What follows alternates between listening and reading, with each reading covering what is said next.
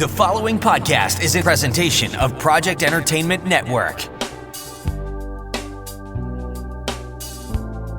Welcome to the Sample Chapter Podcast, the show where authors read a sample chapter from one of their books. Here's your host, Jason A. Meiske. Hello, my friends. Welcome to the September bonus episode number 138 with Edward Willett, the Worldshaper himself. Mr. Willett is a welcome return guest with two incredible new releases about to hit digital shelves and bookshelves alike. First up is Book 3 of his Worldshapers series, the Moonlit World, which is coming out here on September 15th, so just a few days away from right now. His reading is going to be from this book today, and it is an exciting one to say the least. Can't wait to share that with you. After that, we're going to hear about his Kickstarter anthology called Shapers of the World, featuring some of the best-selling and award-winning authors from his first year on his podcast. And that anthology is available September 22nd. So here in the next 10 days or so, you're going to have two different incredible books from Edward Willett. Oh my gosh, they all sound incredible. So you want to make sure you click that link in the show notes for more about each one of them. Hey, you're going to hear us discussing both of these books, as well as his thoughts on building an anthology, the pitfalls of transcription services, which is pretty funny, and also his thoughts on that there is no one way to write a book. It's a very fun conversation, as always, and of course, his readings are just incredible. He's definitely a pro at that, so all that's coming up here in just a moment.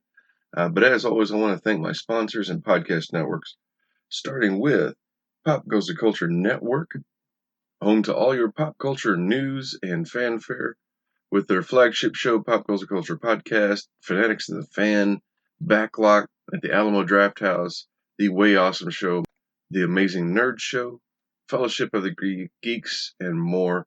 It's a great place for you to find all things geek culture, nerd culture, and in pop culture entertainment. So click that link in the show notes for more from them. Secondly, I want to thank Project Entertainment Network, home to more than 35 different shows. Shows like Necrocasticon, Vicious Whispers, The Lunch Ladies Book Club, The Unsupervised Podcast, Staring into the Abyss, Madness Heart Radio, Gutting the Sacred Cow, and A Glint of Mischief, and so much more. Some really, really great shows. Check out this advertisement for one of those incredible shows on the Project Entertainment Network. The Necrocasticon, where we blend horror and heavy metal for your pleasure and ours. Featuring interviews with the stars of heavy metal, horror, and more. With host speculative fiction author and journalist Thomas R. Clarke, YouTube sensation Mr. Scott Reacts, foodie and metal historian, Smoking Walled Ball, the Spartan Warrior, Sergeant Fury, Dan Roberts. And our guy on the couch, Uncle Skip. 'Cause we all need a guy on the couch. Oh, and me, Charlotte, your virtual hostess. Available Mondays, wherever you find your fine-ass podcasts. All right, click that link in the show notes for more about that show and all of the other shows at the Project Entertainment Network. You won't be sorry that you did. I also want to thank this week's sponsor, Scrivener, my favorite writing software. There's not a whole lot more that I can say outside of what you're about to hear in this commercial, so listen up for all the details and how you can save 20% on the regular desktop version.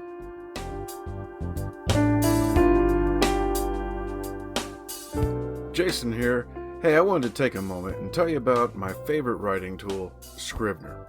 Now, I know you've heard about Scrivener because their writing software has been embraced by hundreds of thousands of other writers like you and I, from the novice to best-selling novelists. The reason we all use it is because of Scrivener's core concept to bring all the writing tools you use together in a single application. And with tools like automatic backup, character maps, project goals, and let's not forget that amazing corkboard, you can see why I use Scrivener every day. As a bonus for Sample Chapter Podcast listeners, use code CHAPTER for 20% off your desktop version. Scrivener writing software, built by writers for writers. right. Yes. Thank you so much to Scrivener. It's not just, that's not me just blowing smoke whenever I say that they are my favorite writing software. I do use them every day. So if you are interested in writing, make sure you check out that coupon code and get started today. Hey, as always, with the bonus episodes, I try to keep things short. But first off, I do want to thank a couple of reviewers I just became aware of. A couple of some fantastic reviews I just found on Apple iTunes. They were extremely nice ratings and comments that they left behind. Big Bad 30 and Greg 925. They're on the Apple iTunes, left me some really fantastic 5-star ratings. And I really appreciate you listening to the show. I'm really happy that you are finding a lot of value out of every episode, and thank you. Hey, if you are enjoying the show, I do want to invite you to please do the same on your favorite podcast player. Leave a rating and review. Let me know what you think. If you'd rather just reach out to me personally, you can do so through email at samplechapterpodcast@gmail.com. And you can tell me what you think of the show, or if you have some recommendations, maybe you have an author recommendation, then drop me a line there. Or you can always give me a call and leave a voicemail at 660-851-1146. And if you leave me a great comment, I'll make sure and play it on an upcoming episode. Hey, without further ado, let's get on over to our wonderful conversation with the Worldshaper himself, Edward Willett.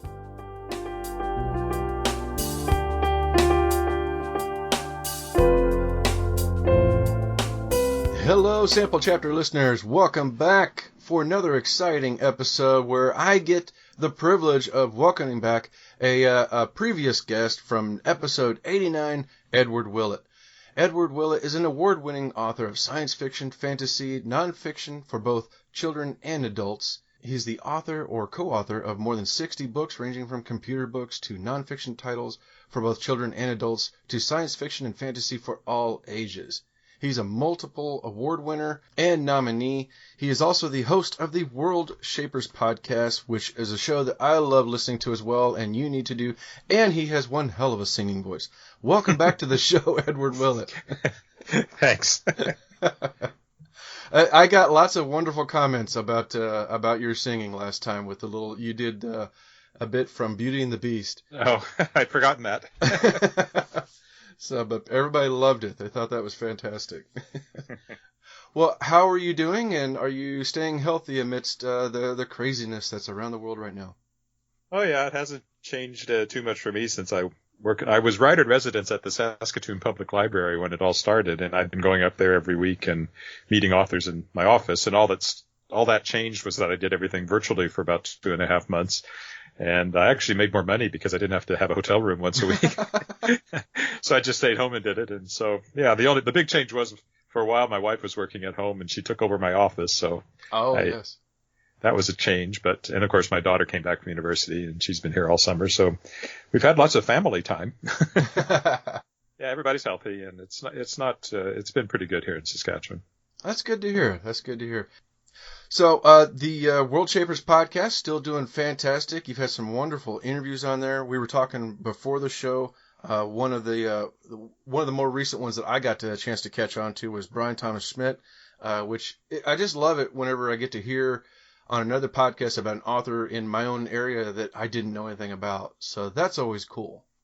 Yeah, and he's right there in Kansas City or environs and writes kind of future police thrillers in a way, a near future. And so he uses a lot of real locations. So I thought that was kind of cool too. Yeah. Yeah, this was like October last year that we last talked. Do you have an episode since October that something that's really particularly stood out to you? Since October of last year, there's been so many. I don't know. I've talked to so many amazing authors, people like, V.E. Schwab and David Brin and Tad Williams, and some of the biggest names in the field have been kind enough to give me their time. And I've got some more coming up. I've got Cory Doctorow on tap, F. Paul Wilson, James Morrow. These are some other big names. So Pretty much anybody I reach out to anymore will say, sure, which is nice. And I've actually at the point now where I have publicists, of course, reaching out to me to have authors. So I'm having to do a little less digging. Stuff is just handed to me sometimes. That's a good feeling. That's whenever they're reaching out to you and you don't have to work as hard to say, please come on, then that's great. But I mean, even prior to that, I mean, you got Orson Scott Card and John Scalzi and Tosca Lee, some really big names prior to that. So I mean, you're doing quite well. It's really good to see. Yeah, it's been great. And most of them have, not all, because sometimes I haven't been able to commit the time to it, but most of them have full transcripts on the website as well. So for people who would rather read the interviews than listen to them, you can find most of them in full transcript. There's a handful that aren't there. Some are just show notes, and some, when I got really behind, I just put up the episode. I need to go back and do transcripts. But I use an automated transcription service, and that still takes probably 4 or 5 hours of editing because the transcription service is not perfect. Yeah. And you have to be careful what it has the author saying if you don't edit it. There was one that turned out, I don't remember what author it was, and I don't remember I think it was a he, what he was actually saying, but the transcription software rendered it as not getting enough sex, and I'm quite sure that was not what he had said. Yeah, you have to be careful. I've experimented a little bit with it, just doing little headliner videos, like 1-2 minute headliner videos, clips of the show, and I've done a couple of those where I did had that in there so people could follow along and read it. But gosh, I spent almost as much time editing that as I would a full episode. Yeah, the one I use is called, if anybody's interested, it's called Sonics. It's sonics.ai is the website.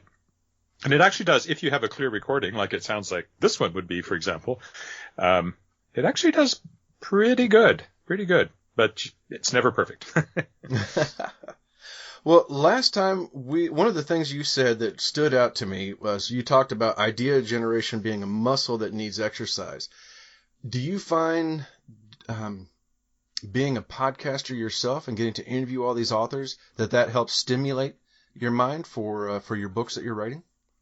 In a way, I mean, just talking to other authors reminds you that there are other people that, as writers, we're all trying to solve the same problems all the time. We're trying to solve that problem of taking this thing that's in our head and communicating it to other people using words. Mm-hmm. And we're all dealing with how to plan things out and how to, revision. All the things I talk about on the podcast are just the common tasks of anybody who wants to be a writer. And I find that talking to other authors is stimulating in that it just reminds me that there are other people, struggling, if they are struggling. We all struggle in some ways with some of the same things. And it's refreshing to hear other people's take on that. And also it's a reminder that if you think you're doing something and it's kind of odd and nobody else does it that way, that's fine because everybody does it different. I actually think that's one of the best things about the podcast is learning that, all these best-selling authors, there's no formula they're following. They're all doing it their own way. Some of them are huge outliners. Peter V. Brett, author of the Demon Cycle, told me he does 150-page outlines and then sort of just fills in. And then somebody like Kendara Blake, best-selling YA author, she said she kind of just starts, sees what happens. There are some that write sequentially, probably most, but there are others that do this kind of, doing scenes and then knitting them together. There's no one way to do it. And I think that's maybe one of the most important things you can get from the podcast is that whatever works for you can work. Yeah, I completely agree. Yeah, and that's been I've had the same experience where it's just getting the chance to talk to them and hear this is what they do, and everything is so fascinating to me to hear all the different methods. And then you talk to somebody else and they're like, oh, I just don't know if I'm going to be able to do this right or do it justice. I'm like, just try different things because they all work in some way for different people.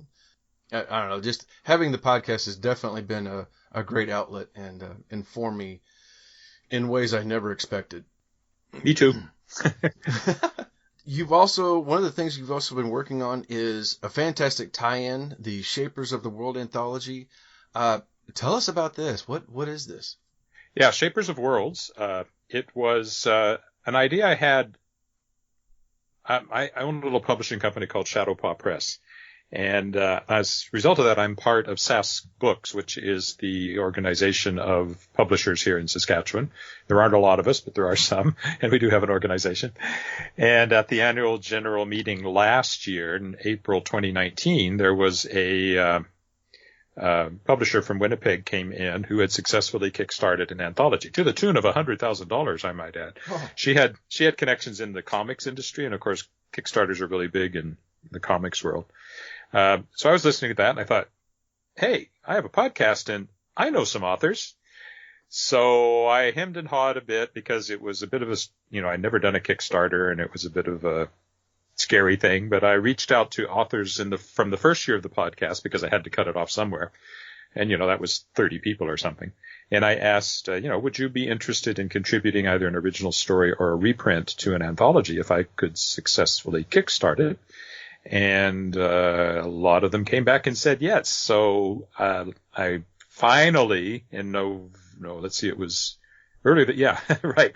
It was March. Nothing else happened in March, right? In March, I decided to launch this, and it was successful. I set my goal at 13,500 Canadian, which was right around 10,000 US. And I raised 15,700 Canadian, and I was able to pay professional rates to the authors. I got roughly half and half original fiction and reprints. So I've got original fiction from Seanan McGuire, Tanya Huff, David Weber, Ellie Modisett Jr., DJ Butler, Christopher Rocchio, John C. Wright, Shelley Adina, and some hack named Edward Willett. And then I've got reprints from John Scalzi, Joe Haldeman, David Brin, Julia Sheneda, Fonda Lee, Gareth L. Powell, Derek Kunskin, Dr. Charles E. Gannon, and Thorea Dyer. So it's about 364 pages of science fiction and fantasy. And among those authors, when I added it up, there were award winners or nominees for every major award in the field. And of course, several of those people are national or international bestsellers. So I was just really thrilled with how it all came together, and the authors were all a joy to work with. And it's out there. The Kickstarter version is being printed now for the backers. The ebook is available for pre-order from any retailer, pretty much, Amazon, Apple, Google Play, all of that, right now. And the commercial print edition will come out in a couple of months, November 14th. There's more delay time there because of, printing and stuff and mailing and distribution. I have a distributor lined up for that, so it should get out into more bookstores than perhaps it would if I were doing my usual print on demand kind of approach. So yeah, Shapers of Worlds. I'm very excited about it. Love the stories, and I discovered I like sending money to other authors because it wasn't my money. I'd raised it, right? It wasn't like I had to dig into my own credit card or something to pay them. I loved sending money to people like Joe Haldeman. If you told me as a teenager reading Forever War that someday I would be editing an anthology with a story by Joe Haldeman in it, and I would be, contracting Joe Haldeman and sending him money for a story that I was reprinting, I would have thought that'll never happen, but it did. Oh my gosh, this sounds incredible. And this comes out later this month, you said? Yeah, ebook September 22nd. You can pre-order it now, and the print will be November 14th. That doesn't show up as a pre-order yet because it's still working its way through the distributor and everything. But the ebook September 22nd, and print should be November 14th. Fantastic! Oh my gosh, this sounds incredible. Okay. Yeah, it's being added to my wish list right now. So that I think sounds people incredible. really enjoy it. I've read it multiple times now, and I still enjoy it. Oh my goodness. Well, at the same time, you've also been working in the Worldshaper world. You had the Worldshapers 1 and 2. Last time we got to hear from Master of the World. How's the Worldshaper universe going? I'm really enjoying working in this universe. It's the whole idea of it was that I could tell any kind of story I could come up with. So we've had the first one was kind of set in our world. So it was a bit of a chase book, really, across a version of our world that was kind of changing around my main character as she went because she'd lost control of this world that she'd shaped. And then Master of the World was a lot of fun. It was set in a Jules Verne world, you might remember, and it had airships and submarines and all that kind of stuff. And then this one, the Moonlit World, which comes out September 15th, is Well, my working title for a long time was Vampires and Werewolves and Peasants. Oh my. Because it's that kind of world. So it's vampires and werewolves and peasants. I love the concept. I love how every book is a different world and a different setting, and it's so amazing. I mean, you could really continue this for quite some time, just as much as your imagination would run. My favorite thing about it is that the way it, Shauna Keyes shaped her world. She's the main character about 10 years ago in real terms. So, but any pop culture reference that's more than 10 years old, which works out for somebody who's old like me, she can make. So it is full of Star Wars jokes and Star Trek. There's a line where the worst thing about visiting other worlds was that nobody gets your Star Trek jokes, was one of the lines I had. And in this one, there's, Dracula shows up in here, and there's it's just anything that I wanted I could put in there. So Shauna has a lot of my sense of humor, which I hope is a good thing. She's certainly fun to write, and I hope people find her fun to read. It's mostly first person, not entirely. So you're mostly getting her take on things. Oh my goodness. So, and this is the one you were saying, this is the werewolves and such. Tell us more about Moonlit World. Well, in the last one, they came out of the Jules Verne world together. She kind of misplaced her guide, Carl Yatzer, in the last one, but they're together this time, and they're not far from this castle with big bat-like things flying around them. And next thing they know, some of those bat-like things are coming over to see what's going on where they are, hiding out in this ruined farm. So they decide maybe they're not quite ready to face them. For some reason, Carl, who can normally tell where the Shaper of the world is, they have to get to the Shaper and get the Chokmah, the wisdom of the Shaper, so that Shauna can take that to Agraire, who's this mysterious woman at the center of this labyrinth of shaped worlds. That's the overarching plot, is trying to get knowledge of these worlds to Agraire to save the labyrinth of shaped worlds from the adversary who came in and took over Shauna's world in the first book. So they flee, and then they don't get too far before they run into what looks suspiciously like werewolves. And then they get separated. They're always getting separated. And Shauna has to figure out what's going on. They have to find the Shaper of this world. They have to gather the Chokmah of that Shaper. That's actually a Hebrew word for wisdom, which is what I use for the knowledge of the world. And they have to get out of the world, escape the world. So that's kind of what's going on. And there's a lot of being chased by this and that, and threats, and people getting eaten and things like that. So never a good day when you get eaten. No. Oh my gosh, that sounds amazing. And that's the Moonlit World, which is the book we're going to be hearing from today. Gosh, that sounds incredible. My 11th novel for Daw Books, which quite surprises me when I add them all up. So. Oh my goodness, that's awesome. I'm going to step back for 1 second here, because I also was just looking over some recent books, and you just had, I don't know, it looks like an entire series, the Shards of Excaliber books. Yeah, that was one that was published by a local publisher, Coteau Books, which was a well-respected literary publisher and that was the first time they ever committed to a 5-book series from one author, was when they took that. And it's a modern-day young adult fantasy series, basically. It starts right here in Regina, and this teenage girl hears singing from Wascana Lake, which is this artificial lake in the middle of the city. And next thing she knows, she's meeting the Lady of the Lake from King Arthur, and the Lady of the Lake tells her that she's now the Lady of the Lake if she'll accept the power of the Lady of the Lake, and that she needs to go find the scattered shards of Excalibur before Merlin can. He's like the bad guy in the series, and in his modern-day guise as Rex Major, who is a kind of a Bill Gates, Steve Jobs computer magnate kind of guy. He runs a big company called Excalibur Computer Systems.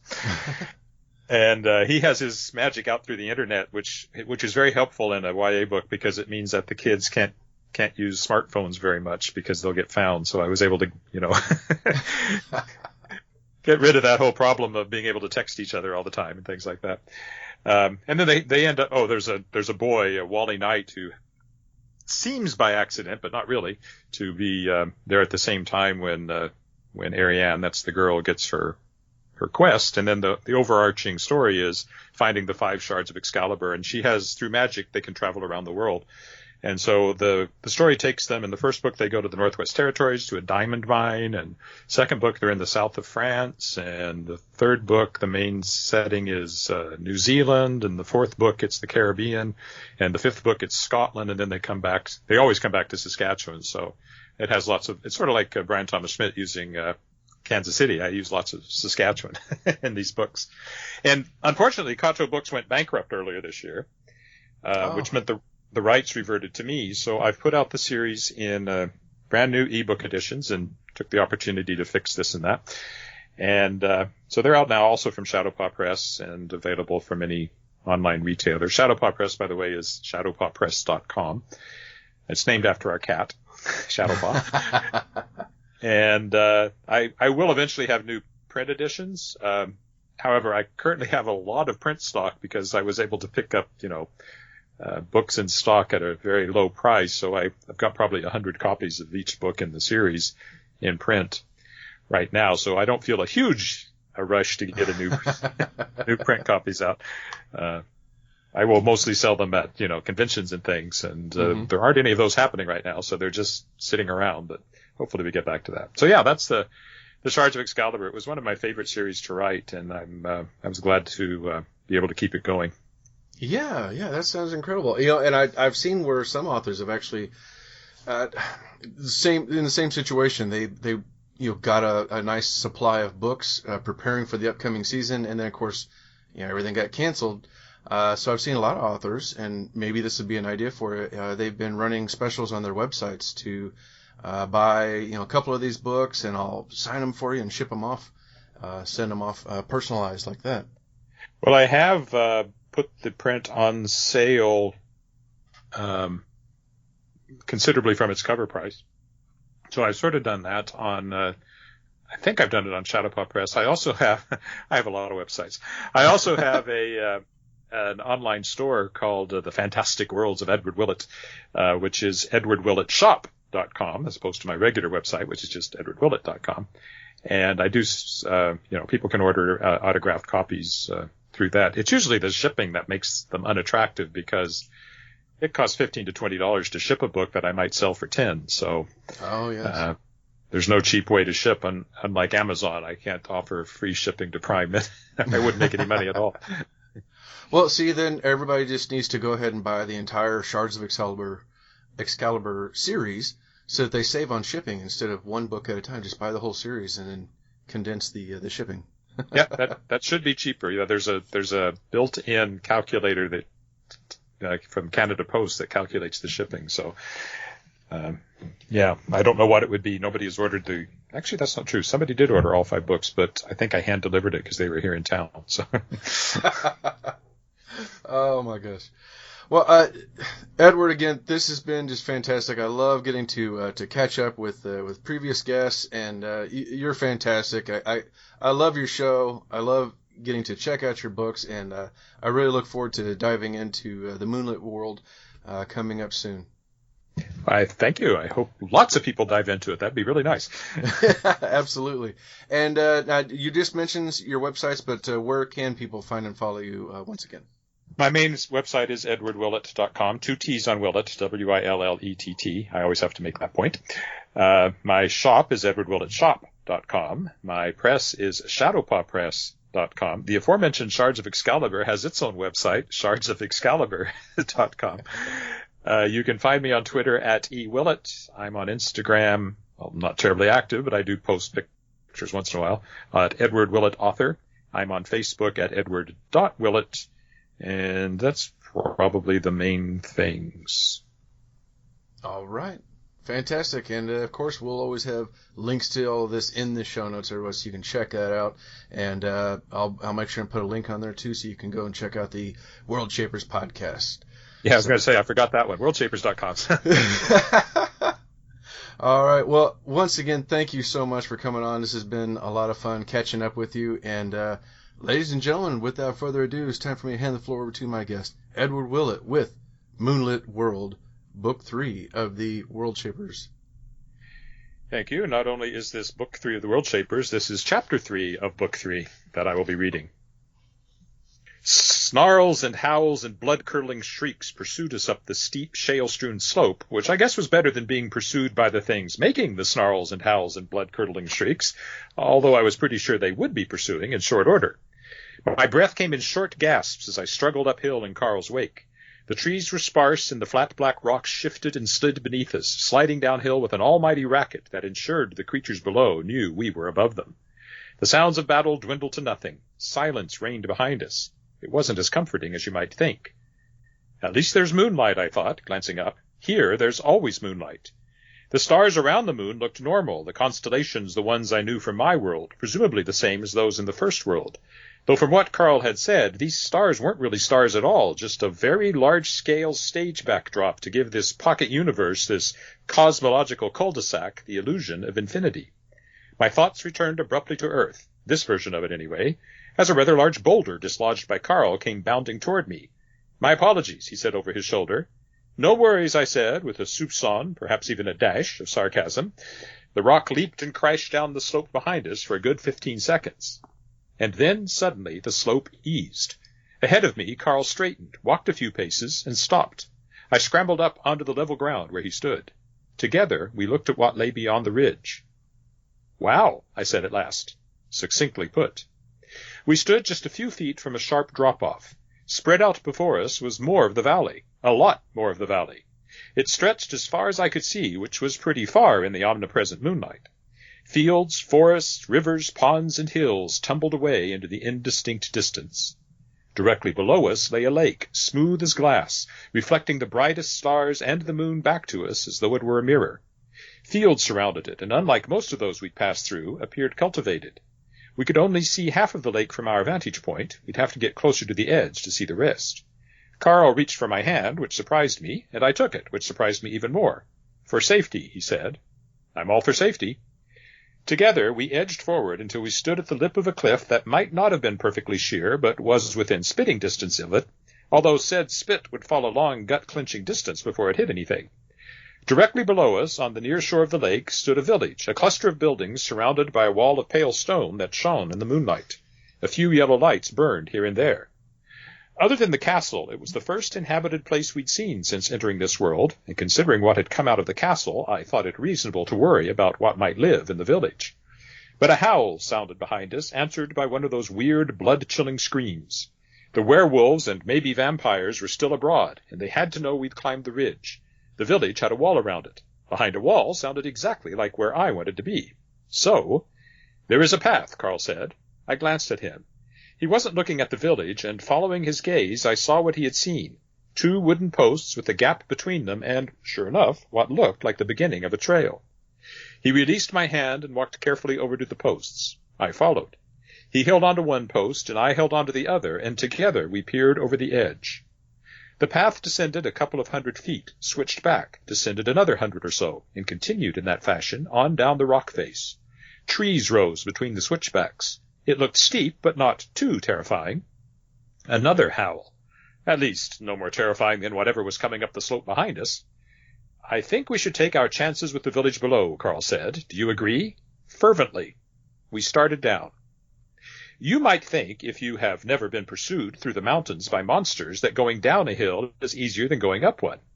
You would be almost right. It's less wear and tear on the heart and lungs, and more wear and tear on the legs, which start to ache in short order and keep on aching. It turns out holding your body back to keep from tumbling headlong is hard work. But that's what we had to do, because the slope of the path we followed definitely did not adhere to building code requirements for a wheelchair ramp. After 10 minutes, I would have welcomed a mountainside to climb. After 15, I would have welcomed a sharp blow to the head to put me out of my misery. But the path went on and on and on. Every once in a while, a howl or a shriek rent the air, but they were far enough in the distance that they were only mildly alarming, as opposed to breathtakingly terrifying. Not long after we began the descent, I realized it wasn't as dark as it had been, that the sky had begun to lighten and the stars to dim. On the one hand, that was a relief, because as day began, based on the previous night's experience, the maybe vampires would disappear. If the howling things were werewolves, presumably they'd run off as well. Of course, if they weren't werewolves, but just regular, if somewhat oversized and glowing-eyed wolves, they might actually prefer the light, in which case we were about to be exposed to everyone, or everything, in the valley, including whoever was in the walled village. Smoke now rose from buildings inside the walls, one of which had the unmistakable cruciform shape, not to mention the tall bell tower, of a church, which was interesting. Did this world have Christian churches? I hope so, I thought. In the last world, Robur, the Shaper, had set up a religion that worshipped the Shaper, which was all kinds of ick for my taste. However, Robur was not only merely dead, but really most sincerely dead, so it wasn't like pretending to be a god had translated into actual godhood. In my world, I'd copied over all the religions of the first world. I myself had grown up going to Sunday school. If this world had some version of Christianity, I'd feel right at home. Also, a village with a church seemed unlikely to be friendly to either undead bloodsuckers or flesh-eating lycanthropes, so there was that. We paused to rest our aching, or at least my aching, legs. I looked back the way I'd come. Nothing. I looked down at the village. They're stirring down there, I said. Traditionally, people seen from a height are said to look like ants, but we weren't quite that high, so I thought they looked more like cockroaches as they moved through the streets in the village square. There was no sign they had seen us. Carl looked up at the brightening sky. Between the devil and the deep blue sea, he said, almost to himself. Rock in a hard place, I put in, out of the frying pan, into the fire, torn between two lovers. Carl gave me a look I was becoming accustomed to, equal parts annoyance and, well, annoyance. A touch of amusement would have been a nice change, but I suppose the last of my examples, though it predated my birth, had postdated him by decades. Since we're pretty sure the things chasing us are on the side of the devil, I hurried on, I suggest we opt for the deep blue sea, or at least the smooth black lake. I pointed down. A blood-curdling shriek came from behind us and above us. I twisted my head around. Two of the winged things burst into sight, black cutouts of giant bats against the pale sky. "Run!" Carl shouted, leaping to his feet. Below us I heard faint shouts. The cockroaches, villagers, had obviously spotted the vampires too, if that's what they were. Carl and I charged down the trail, or charged as fast as we could, without tumbling head over heels and either breaking our necks or plunging to our deaths. Unfortunately, that wasn't very fast at all. Certainly not fast enough. Another shriek, almost on top of us. Carl glanced up. His eyes widened. Then he twisted, grabbed me, and pushed me off the ledge. For a horrifying instant, I thought he had murdered me. I screamed as I plunged to a relatively soft landing on my back in the thick, leafy branches of a tree that thrust out from the slope, maybe 8 feet below. Staring up wide-eyed, heart-pounding, I saw the flying thing swoop down on Carl, grab his arms. They had arms themselves, as well as wings, and legs too, and didn't that make them six-limbed? And pull him into the sky. I saw his pale face staring down at me as, without a word, he dwindled away and vanished along with his captors over the top of the cliff in the direction of the castle. I thrashed, struggling to pull free of the branches that had snagged me, but they gave alarmingly and dropped me another couple of feet, bringing my heart into my throat. I gasped, quit struggling, and hung there, helpless as a fly in a spider's web. I had nowhere to look but back up the side of the rock face we had so laboriously descended, and just then, at the very top, I saw, staring down at me, one of the wolves, both like and unlike the one that I had seen when I'd opened the portal the first time. Unlike in that it was smaller and slenderer, like in that its eyes glowed the baleful red of hellfire. I gulped. It stared down at me for a long, very long, nearly eternal moment, and then it started loping down the path toward me. My heart had not exactly settled from the falling off a cliff surge of adrenaline, and now it redoubled its efforts to break free of my ribcage. I stared up at the wall of stone. I couldn't see the wolf on the switchbacks leading down to me, which was actually worse than if I had been able to see it, because I knew I'd have no warning before the wolf's head suddenly thrust out over the edge of the path. It glared at me with burning red eyes, aglow from within. It crouched and inched closer until its front claws hung over the edge, still several feet above me, but all it had to do was leap, and I'd be puppy chow. Except suddenly it startled, head snapping up and looking to its left, my right. It yelped and scrambled back onto the path, turned to run, and I heard a meaty thunk. The wolf screamed, a disquieting howl of agony that suddenly became 100 times more disquieting as it morphed into a human scream, as the creature reared on its hind legs and transformed into a naked girl, clawing at the crossbow bolt in her side, blood pouring down her pale flank and hip and thigh. And then she collapsed, falling out of my sight. Oh my goodness, that was incredible. Man, what an amazing series. That was Edward Willett reading a sample chapter from his new book, Moonlit World. The book is available in just a couple of days. It comes up on September 15th, so make sure you grab a copy of that, pre-order it right now. You also want to pre-order his next book that's getting ready to come out, Shapers of the World anthology. click the link in the show notes for both of those and more about Mr. Willett. And don't forget to also click those links for our podcast friends and sponsors alike. Hit that subscribe button so you don't miss out next time when I'm back with a brand new author, a new book, and an all-new sample chapter. And we'll see you again real soon.